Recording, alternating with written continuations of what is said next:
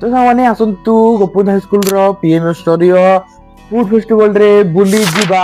ଆସନ୍ତୁ ଟ୍ରାଏ କରିବା variety item. ମୁଁ ପ୍ରଥମେ ସେଉ ପୁରୀ ଟ୍ରାଏ କରିଥିଲି। ତ ସାଙ୍ଗମାନେ ଗୋଟେ ବାଇଟ ଦେଖିଲେ ନେଲି ନା ବିଲିଭ ହେଲାନି ଏମାନେ ହିଁ କରିଛନ୍ତି ଏଇ ପାପୁଡି ଚାଟ୍। ପରେ ଭାଇ ଶୀତ ଦିନରେ ସୁପ୍ ଟା ଟିକେ ଟ୍ରାଏ ନ କଲେ କେମିତି ହବ। ସୁପ୍ ଟ୍ରାଏ କରିଥିଲୁ ଯାହାର ଟେଷ୍ଟ ପୁରା A1 ଥିଲା। ଫାର୍ଷ୍ଟ ଟାଇମ୍ ନା ଚାଇନିଜ ମିଲ୍ ଖାଉଛି ଭାଇ। ନା ଗୁଜରାତି ଖ୍ରୀଷ୍ଟିଆନ।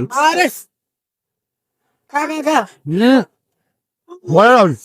ସେମାନେ ବେଡରେ ଆଳୁଦମ, ପିଆଜ, କାକୁଡି, ଗାଜର, ପନିର, ଚିଜ ପକେଇକି ପୁରା ରେଡି କରିଦେଲେ ସାଣ୍ଡୱିଚ।